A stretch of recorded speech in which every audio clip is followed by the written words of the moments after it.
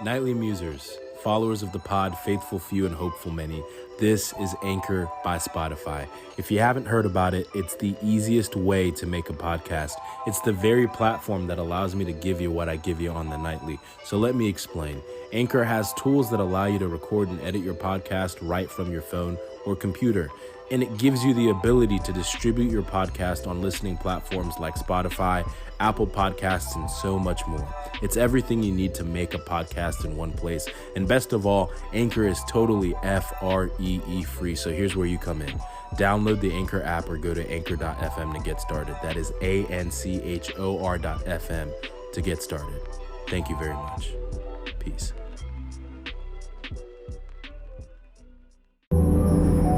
Welcome to the Nightly Muse podcast. This is your host, Tinayeshe.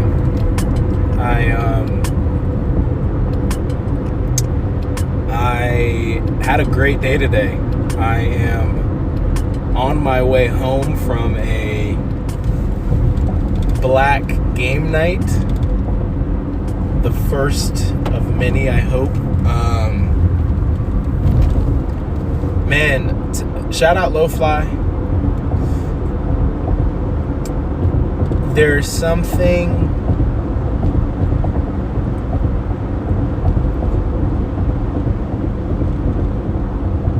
so refreshing about being able to be with a room full of people who look just like you. Not literally speaking, but share a feature that is often looked down upon. I mean, being able to be with strangers that have become friends overnight. I mean, just a really special time. And I couldn't have imagined a better way to spend my Saturday night than hanging out with a bunch of black people I'd never met before and playing Cards Against Humanity. This is not an endorsement of the game, but it is an endorsement of the good time. Being a minority growing up in predominantly white education,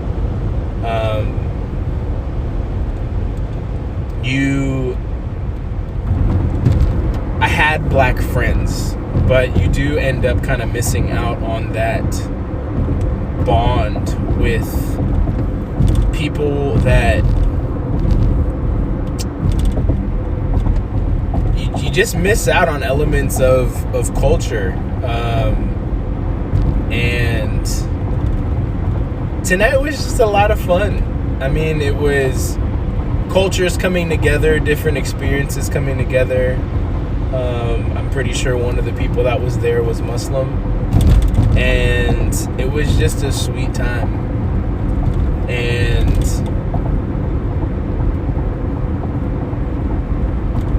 living where I live, I have 2 black roommates. Shout out, y'all. But working where I work, I don't interact with black people very often. And to neither here nor there. But I had a conversation with my boss the other day. I was talking about a time where I led worship I didn't even lead worship there. I just attended a worship service, a worship night rather. And it was at this church that recently got planted. And they're very intentional about diversity. And it's by my alma mater. And so you've got this pool available of a diverse, setting. UNC Charlotte has a lot of different students from different, ethnicities, different cultures, backgrounds.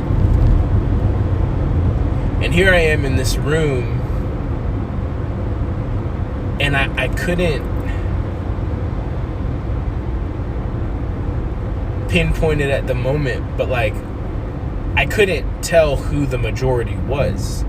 It wasn't exactly black people, but there were a lot of black people there. It wasn't white people, though there were a lot of white people. If there was a minority, it probably was white people.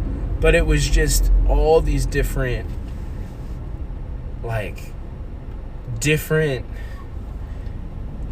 personalities, different ways of expressing worship, different skin colors and skin tones, different complexions, different it was just, it felt so right, but I'd never experienced it before. And I was like, man, I don't quite know what's going on, but I absolutely love it. I got chills and almost started crying. It almost moved me to tears, being in a room where I knew I wasn't in the minority, but I also couldn't quite pinpoint if I was the majority or not. And it was such a sweet feeling, to say, to truly feel one with the whole room, because it was just evenly dispersed. And I was comparing it to this moment where I was a sophomore and I was actually a junior in high school. I took this girl to a homecoming. She was great. Call her EJ. And I went with her friends to, the pre-homecoming pictures and all that. She wanted to do it with her friends. I didn't really care. So I was like, cool, we'll do it with your friends. And we're meeting at this house. And I remember walking into the room and just being stared at by all these parents for no particular reason. But they just wouldn't stop looking at me. Nobody said hello. Nobody walked up to shake my hand and say hi, how are you, what's your name? They just stared. And I remember I texted my family actually in a group message the situation, and I was like, I don't quite know what just happened, but I know that I didn't like it. I felt like a zoo animal. I felt like an object to just be stared at and not a person to greet, to talk to conversate with. And I hated that feeling. I was a black speck in a sea of white rice, and I don't think I could have ever felt more alone, small, and just singled out than in that moment.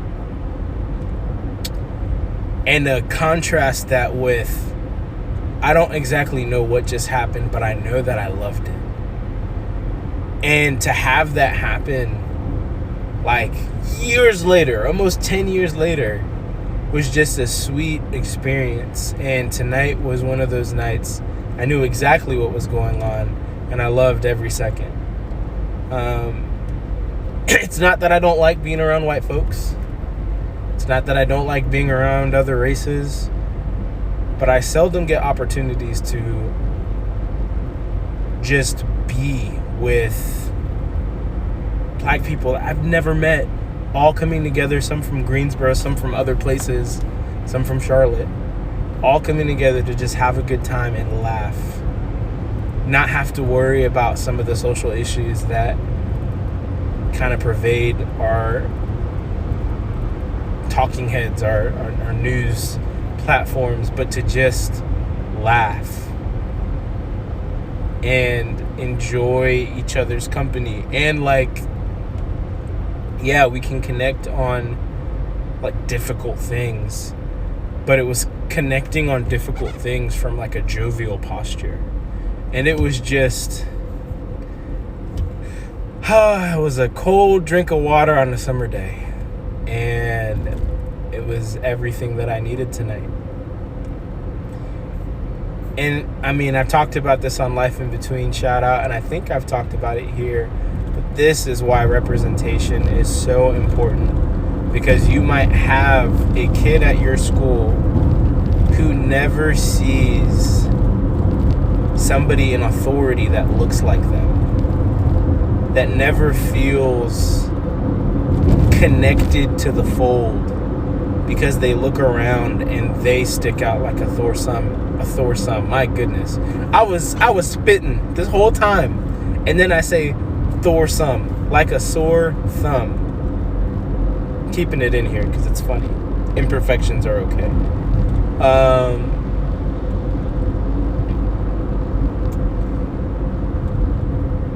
And it would have been interesting to have a white person in there to experience for the first time what it may be like to be othered. Y'all don't know what that's like for the most part. In the same way that I can spend a lot of my life, and this would not be true for me, but in the education world it was true for me. I spent most of my life being in the minority, which makes sense because we are in the minority as a city, as a state. But like, white people could very much never be in a room where there are more black people or more Hispanic people or more Asian people than them, where they are one of one in the room. And so it's just an interesting thing to think about. Next episode it'll probably be about this show that I'm watching on Hulu called Black Love, and I'm excited to talk about it. Maybe not for why you think I would, but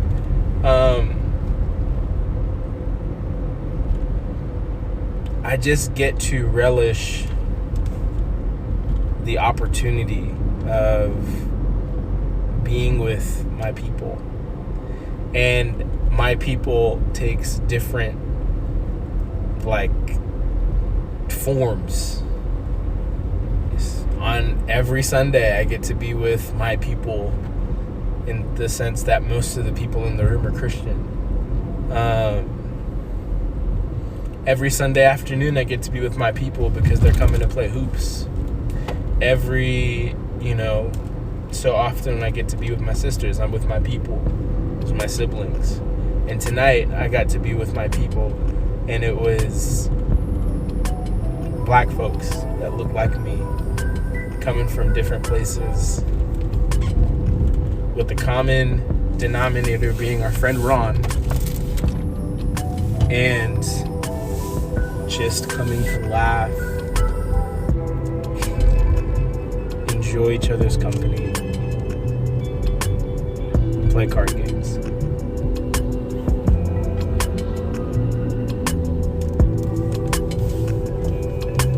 Shout out Low Fly. That's it for tonight.